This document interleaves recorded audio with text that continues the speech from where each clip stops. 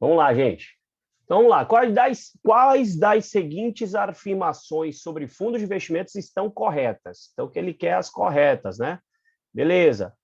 O administrador pode alterar as regras do fundo sem prévia aprovação da Assembleia para casos específicos que exijam a necessidade de mudanças.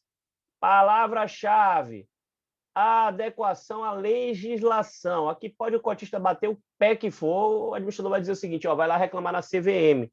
Né? Então, nesse caso específico, que é a alteração das regras do fundo, por conta da mudança na legislação, aí pode ser feito a qualquer momento, sem necessidade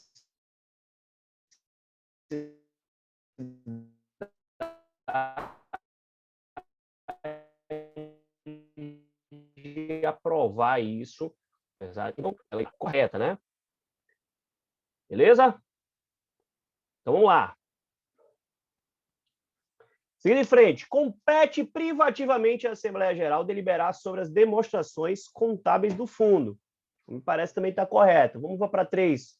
Antes de ir para a Assembleia Geral dos Cotistas, as demonstrações contábeis do fundo são submetidas à empresa de auditoria credenciada pela CVM. Então, é o famoso auditor independente. Então, check aqui na 2, na 3, resposta correta, a 2 e a 3, porque a 1, desculpa, tá? Errada, né? Aqui a 1 está correta, certo? A 2, compete privativamente à Assembleia Geral deliberar sobre as demonstrações contábeis do fundo, também está correto, que é sempre na Assembleia Geral. E a 3 também está correta. Então, as 3 alternativas aqui estão certas, né? Como ele quer, o que ele quer são as afirmações corretas. 1, 2 e 3 corretas, a gente marca a letra D. Beleza? Questão de número 2. Qual das seguintes alterações podem ser realizadas pelo administrador do fundo sem prévia aprovação na Assembleia Geral de Cotista? Pô, se não vai ter a autorização dos cotistas, tem que ser algo, se não há necessidade, tem que ser algo que seja bom para os cotistas, né? E aquela história, se reduzir a taxa do condomínio de vocês, tenho certeza que vocês vão ficar felizes da vida e não precisa questionar se isso foi provado em Assembleia Geral ou não, tá bom? Então, a resposta certa aqui é a letra A. Beleza? Para a redução de taxa. Se fosse aumento de taxa de administração, teria que se convocar uma assembleia, e aí teria votação, mãozinha levantada, a favor, quem é a favor, contra, quem é contra, enfim. Então, somente a Assembleia Geral poderia ser aumentada as taxas, despesas, né, ou incluir outras taxas que não estejam previstas no regulamento. A marcação pela taxa nominal, que é um ponto legal, gente, porque esse tipo de questão é característico da prova, né? Você vai lá, estuda a marcação a mercado, esquece, deixa de lado a marcação pela curva, pela taxa nominal, e aí você foca naquele mantra, né? Ah, marcação a mercado evita a transferência de riqueza entre os cotistas. Legal, mas isso é a marcação a mercado. Quando a gente fala da marcação pela taxa, né? Marcação pela curva de juros, a gente tem algo contrário à marcação a mercado. Aí a letra A vem de sacanagem, né? O que é que acontece? Ó, possível transferência de riqueza entre os cotistas por não precificar os títulos conforme a oscilação de mercado. E a gente está na cabeça com marcação a mercado. Aí fala, porra, não, a marcação a mercado evita a transferência de riqueza entre os cotistas. Legal, mas ele está falando aqui que é a marcação ao contrário, né? Ou seja, pela taxa nominal e, consequentemente, aqui é o que acontece ao contrário da marcação a mercado. Então, possível transferência de riqueza entre os cotistas, porque ela não precifica a realidade, né, dos preços naquele momento, a valor de mercado. Beleza? Tudo certo por enquanto. Alguma dúvida nessa aqui, gente?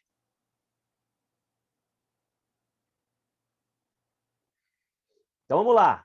Assembleia Geral dos Fundos de Investimentos deve ocorrer pelo menos, e aí, mensalmente, semanalmente, trimestralmente ou anualmente? O que é que vocês marcaram aqui nessa? Respondam aí no chat, por favor.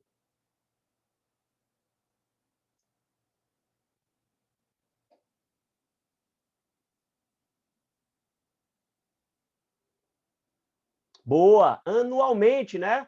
Que é aquela Assembleia Geral Ordinária, aquela que acontece uma vez por ano, que é para demonstrar a prestação de contas do administrador com os donos do fundo, com os cotistas. Então, é um momento que ele vai lá prestar contas e, óbvio, né, antes de ir para a Assembleia, tem que ter aquela cartinha lá do auditor independente, né, validando as contas do fundo, para serem apresentadas ali na Assembleia Geral Ordinária, que acontece pelo menos uma vez por ano, porque aí tem outros assuntos que podem ser convocados durante todo o decorrer do ano, né?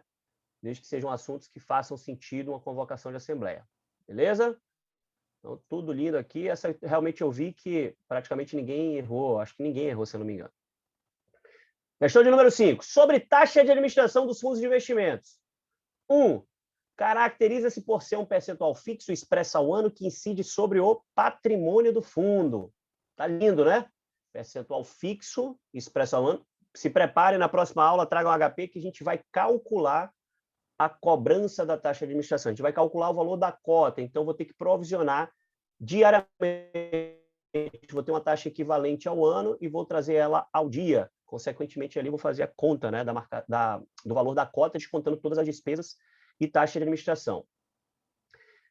2, não afeta o valor da cota. A gente viu que é um dos principais fatores que afeta o valor da cota, né? Um dos fatores que afeta o valor da cota.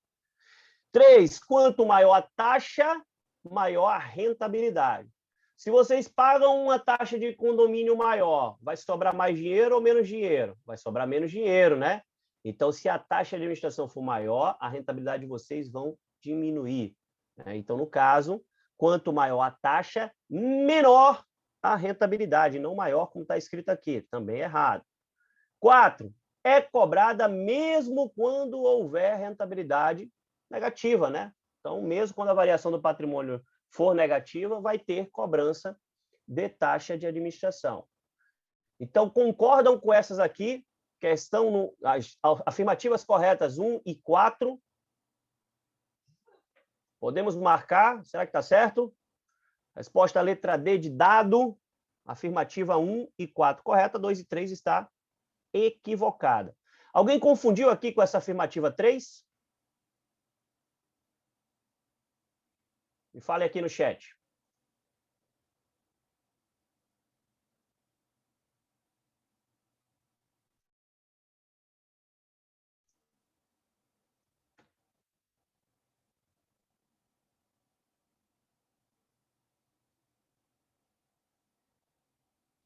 Ninguém, então, né? Então, pegaram aqui a essência, né? Pô, pensem dessa forma. Se vai aumentar minha taxa de condomínio, vou, né, tirar mais R$1 ali do meu patrimônio, então vou ganhar menos. Então, aumentou a taxa de administração, quanto maior for, né, menor a rentabilidade, tá? Não levem isso ao pé da letra, né, comparando classes distintas de fundos. Não levem. Porque aqui, basicamente, se você pensa, um fundo multimercado, teoricamente, ele tem uma taxa de administração maior do que um fundo de renda fixa simples. E é verdade. Mas não quer dizer que a rentabilidade do fundo de renda fixa simples vai ser maior do que a do fundo multimercado, né? Então, não é a regra pela estratégia, pela classe de ativo, e sim uma relação aqui de custo, né? Então, se a gente eleva a taxa de administração no fundo, consequentemente, a rentabilidade ela é menor e não maior. Beleza? Então, questão de número 6. Vamos para lá. Deixa eu tirar aqui. Vamos para a questão de número 6. Aí eu tenho aqui, ó. Essa aqui. Tentem me responder. Eu quero saber como é que ficou. Deixa eu até dar uma olhada aqui. Como é que ficou o nível de acerto dela. Questão de número 6. Grande maioria estourada, marcando a letra A, né? Já vimos que é errada e que a certa é a 45. Quero saber quem foi que marcou 45. Me fale aí no chat. Quem foi que acertou essa bendita questão? Não vale mentir que eu tenho os e-mails lá, tem o nome de quem fez as questões, tá? Eu sei quem foi, então. Quer dizer, ainda não vi, né?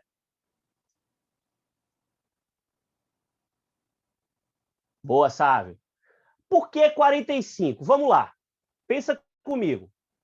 E aí a melhor forma é colocar unidade aqui, tá, gente? Porque a gente não raciocina dessa forma. Quanto é o patrimônio do fundo? Patrimônio. Não sei. Beleza. Quanto é o nosso patrimônio? 1 bi, certo? Aí eu vou usar a calculadora, nem precisaria, mas vou usar aqui para vocês visualizarem melhor. Pô, tem um patrimônio de 1 bi, tá? Vamos lá. 1 bi, certo? Aí eu tenho quanto de alavancagem, ó. Um fundo de investimento é alavancado e está previsto que está previsto no seu regulamento que o mesmo, espera aí, e está previsto que o mesmo pode se alavancar em até 200%. No momento em que o mesmo está no máximo do seu limite, ou seja, nos 200%, o mercado tem uma queda de 15%. Nesse sentido, qual será a perda bruta que o fundo observará sobre o seu capital próprio? Pô, eu tenho 1 bi de patrimônio. Quanto é que eu alavanquei? 200%, certo? E se a alavancagem, ó, opa, mais, estou apostando quanto? Ao invés de eu estar apostando 1 bi, eu estou apostando 3 bi. E aí a gente tem que multiplicar a queda por 3. Não entendi, professor. Vou desenhar para ficar mais fácil aqui, ó, que fica bem fácil assim. Alavancagem. Se eu alavancasse 100%, eu estava apostando mais 1 bi. Mas como eu estou alavancando 200%, é 2 vezes essa primeira alavancagem que eu falei. Então, aqui ó, é o equivalente a 100%, certo? De cada alavancagem, certo? E quando eu somo os dois, eu quero dizer que, se eu disser que eu alavanquei 1 bi, eu estou equivalente a 200% de alavancagem. Ou seja, é exatamente 200% em cima de 1 bi. Dá mais 2 bi. Então, aqui eu somo, tá, gente? Que me dá lá aqueles 3 bi. Consequentemente, se eu teria um prejuízo de 15%, que é o do meu próprio patrimônio, eu vou somar mais 200% de alavancagem. Então, aqui tão simples quanto multiplicar por 3, né? Que aí vai me dar, deixar bem claro aqui para vocês, ó, 15 mais 15 mais 15, certo? Que vai me dar o meu 45%, que eu considero aqui, ó, colocar as bolinhas aqui, ó, colocar um quadradinho. O meu patrimônio mais a alavancagem, que é 200%, ou seja, 2 bi, ó, 15 de queda de mais um patrimônio e 15 de queda de mais outro patrimônio, tá bom? Então, ficou mais claro assim para vocês que a resposta certa seria a letra B. Normal, a maioria marca 30%, que multiplica, né, por 2, 200%. Mas lembra que tem que somar o patrimônio. Tem a perda do patrimônio e tem a perda em cima da alavancagem, do patrimônio que está alavancado, que é aquele que não existe. O que existe é 1 bi. Mas eu estou alavancando, eu estou apostando 3 bi, que é 200% de alavancagem. É 2 vezes o patrimônio, 2 vezes a mais o patrimônio. Ficou claro? Responda aqui no chat para mim, por favor. Quem colocou 30 lá?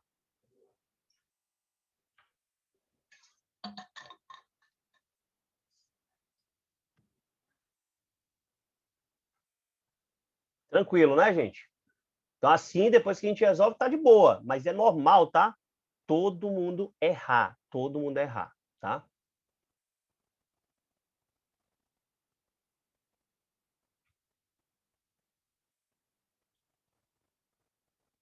Deixa eu ver se eu entendi aqui. Se fizer o cálculo de 15%, dá 450 mil. Não, mas aqui em percentual, tá? E aí seria realmente pensar assim, no patrimônio todo, né? Que é perfeito.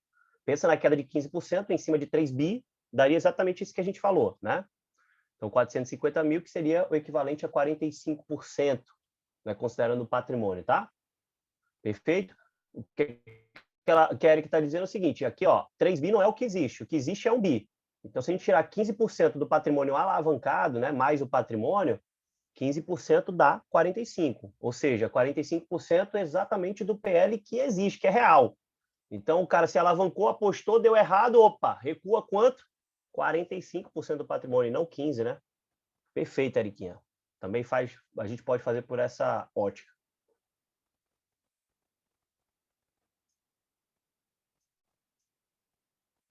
Vamos para a 7ª questão. Fundo tem patrimônio líquido de R$ 1 milhão.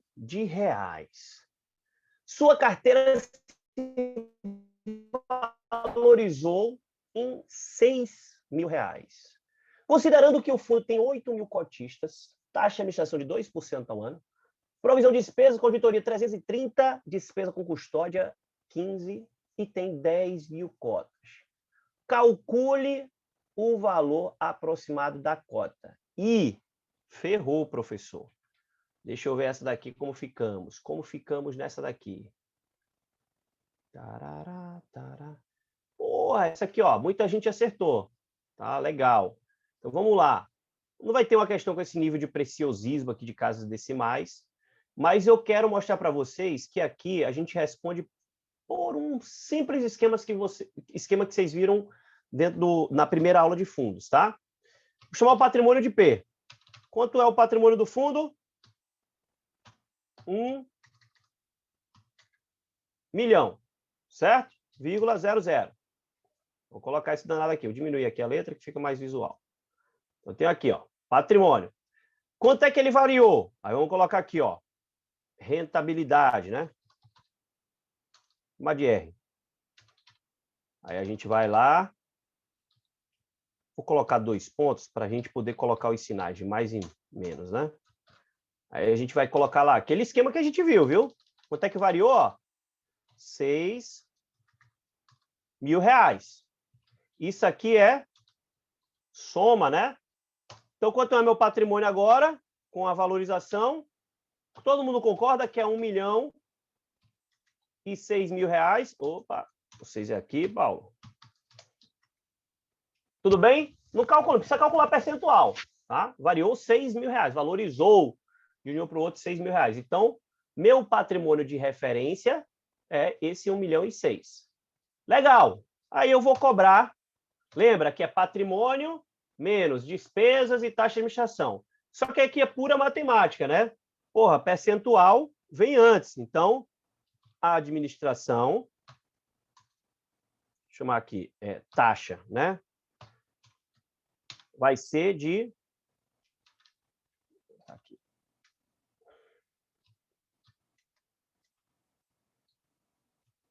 Para ficar mais fácil a gente relembrar. ADM. Quanto é a taxa de administração? 2% ao ano. Legal, professor. Mas tem um detalhe aqui que é importantíssimo. A gente saber que essa conta é feita diariamente. Então, tem que fazer a danada da taxa equivalente. A gente vai fazer já, tá? Mas só colocando aqui, ó. Aqui eu tenho que é de menos, né? Isso aqui. E despesas, que eu vou chamar de D, tá? Aí eu vou colocar despesas com auditoria, DA, certo? Então, quanto é a despesa com auditoria, gente? 330, né? Ah, professor, tirou de onde esse 330? Está ali na questão. Não preciso nem me estressar, já está ali na questão em reais, certo?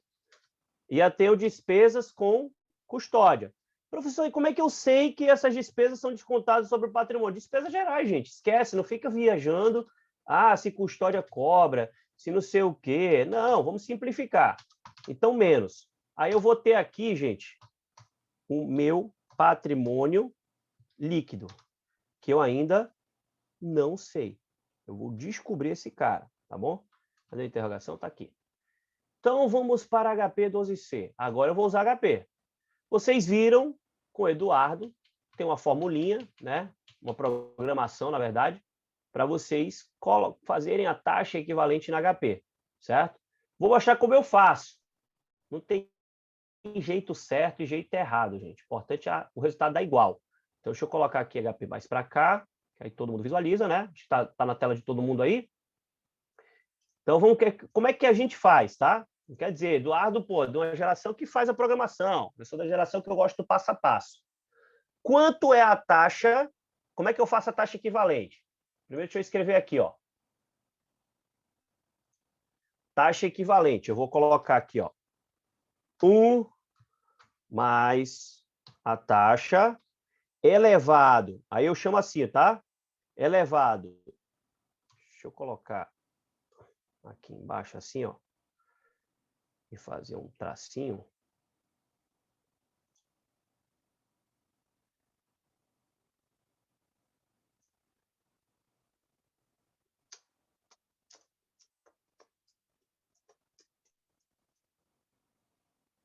Elevado.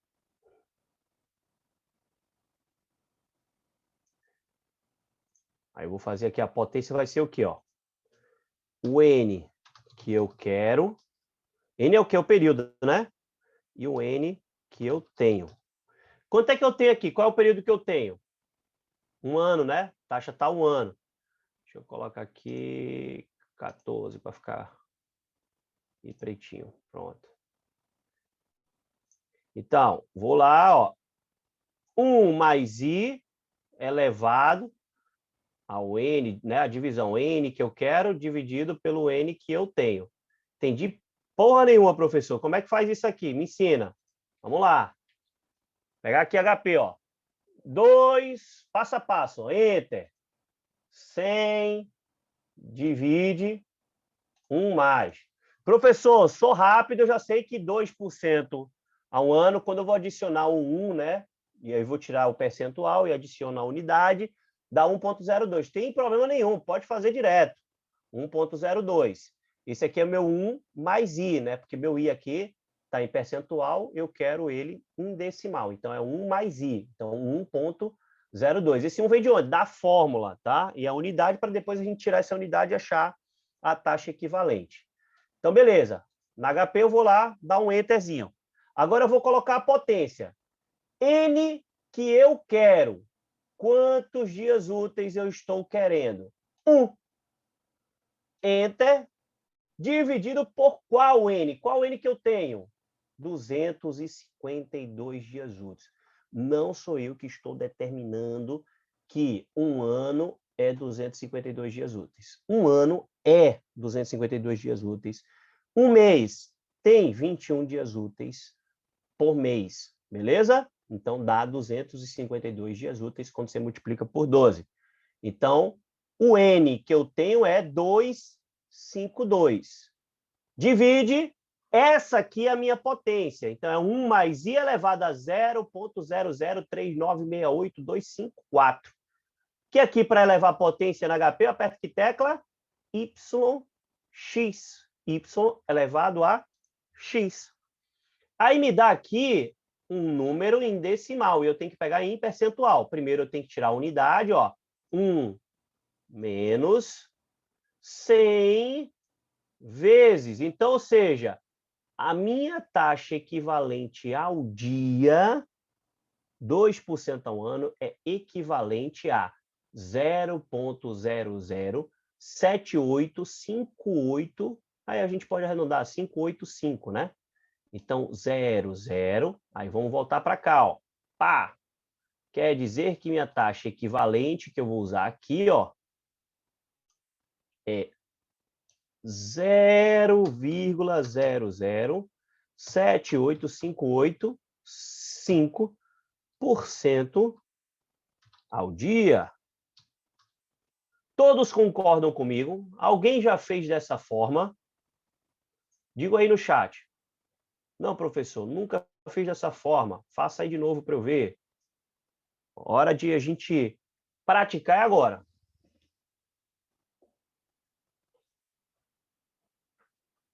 Cadê? Cadê vocês no chat?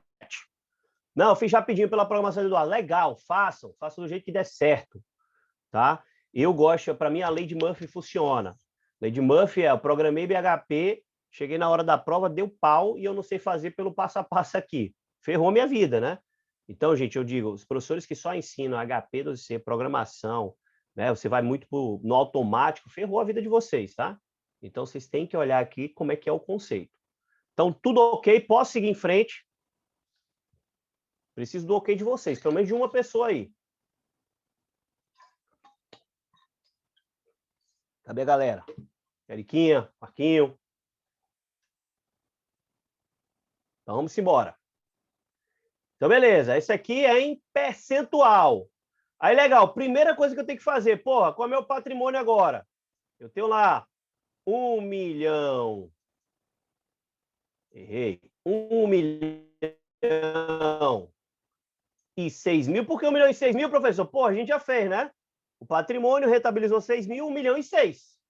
Então, a minha rentabilidade é sobre a variação, a minha taxa de administração vai incidir sobre a variação patrimonial. Se hoje o meu patrimônio é 1 milhão e 6, então soma esses 6 mil, de fato, sobre o patrimônio, e aí eu vou calcular a taxa de administração ao dia, que é 0,0078585 percentual.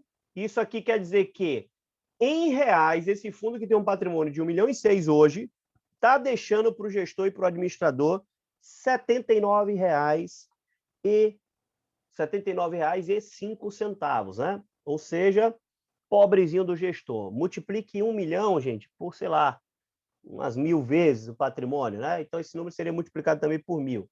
Então, dá uma graninha, assim, diária, né, de fluxo ali para os prestadores de serviço. Beleza? Então, seguindo em frente aqui, ó, menos, eu fiz 1 milhão e 6, 0,0078585 percentual menos, me dá o patrimônio líquido de taxa de administração. Agora é mamão com açúcar, agora é subtração. Tira aquelas despesas de... Aqui a primeira 330, auditoria externa, né? E tira a danada das despesas com custódia. Que maravilha! Meu patrimônio líquido, que eu tanto procurava, agora já tem um valor 1.005.090,94. Beleza? Legal. Achei o número, mas não achei a resposta.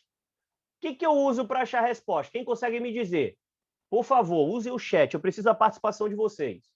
O que eu faço agora para achar a resposta correta? Me ajudem.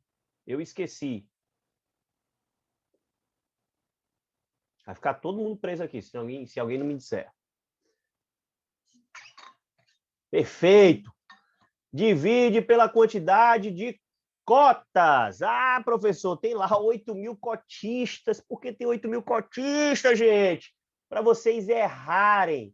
Eu falei para vocês que achar o valor da cota só faz sentido se eu dividir pela quantidade de cotas. Então, por favor, esqueçam. Por que apareceu 8.000 cotistas? Por quê? Porque eles querem que vocês errem a questão. Então, consequentemente, eu não vou usar os 8.000 cotistas, porque eu sei, aprendi aqui na aula do professor Paulo, que eu vou dividir pela quantidade de cotas, que como é 10.000 cotas, né? 10.000, estou errado? 10.000 cotas, eu acho aqui a resposta alternativa de letra C.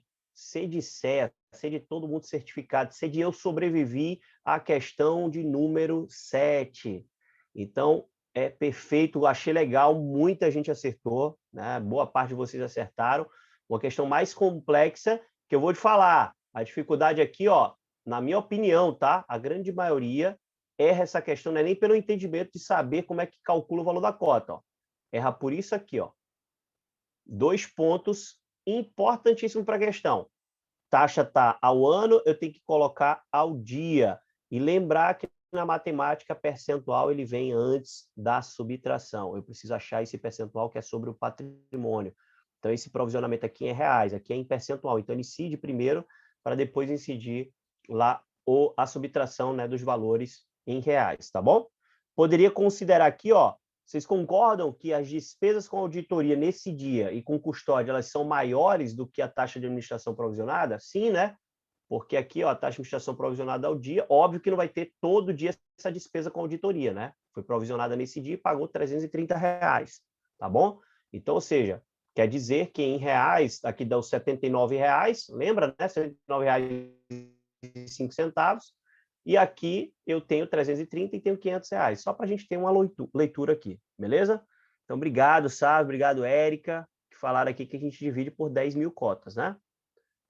Então, bonito, legal, vamos seguir em frente. Questãozinha mais complexa, não cai essa quantidade de casas decimais na prova, mas eu acho bacana colocar o nível acima para a gente chegar lá chegando, né? Chegar grandão na prova.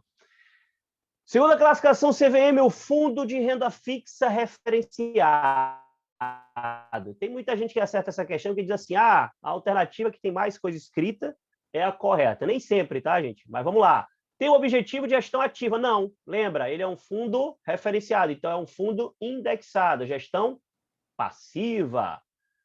B, aplica pelo menos 95% do seu patrimônio em ativos que acompanham direto ou indiretamente determinado índice de referência, além de exigir que 80% no mínimo do patrimônio em títulos públicos federais ou privados de baixo risco de crédito. Leitura perfeita do fundo referenciado, que é aquele que fala que tem um percentual mínimo pela classe de ativo, ou seja, pela referência à estratégia, que é risco de mercado, e tem os 80% no mínimo em títulos de baixo risco de crédito, geralmente títulos públicos ou o equivalente, se for um título privado. Tranquilo, gente? Aqui tem completa, ele diz, ó, aplica pelo menos 95% do seu patrimônio líquido em títulos públicos federais. Pô, não quer dizer isso, né? Eu estou falando que é um fundo referenciado, tem que dar referência na estratégia. E eu posso ter a exigência aqui, quando eu falo em títulos públicos, que é conservador, risco de crédito, os 80%.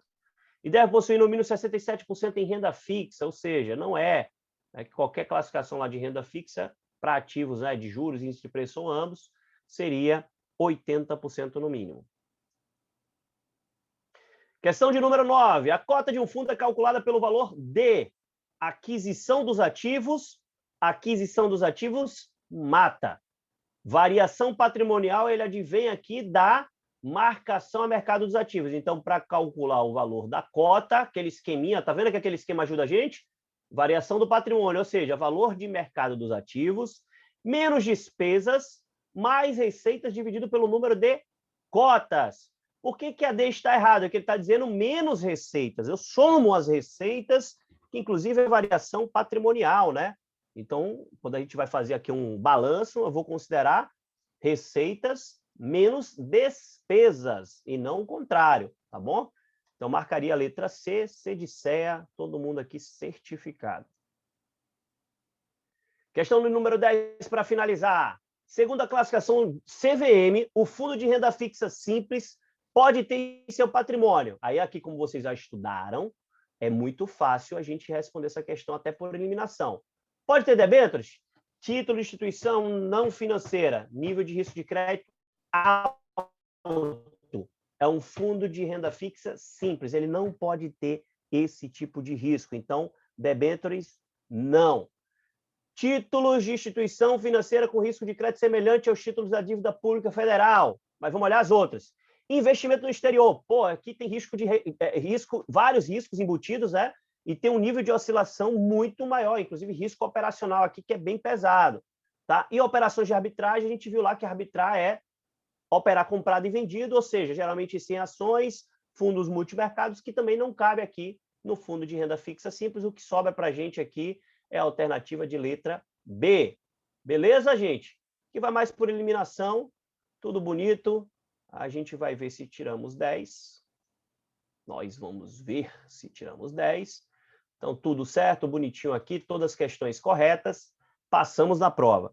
Vi aqui o índice de acerto foi bem legal, está na média entre 6 e 7. Ah, professor, 6 e 7 não é bom. Porra, é bom, a gente está pegando o assunto e metendo a cara. Tenho certeza que agora, nos próximos exercícios, vocês vão ficar mais atentos, vocês vão saber fazer o cálculo certinho e chegar na prova, vocês estão prontos para essa prova. Beleza?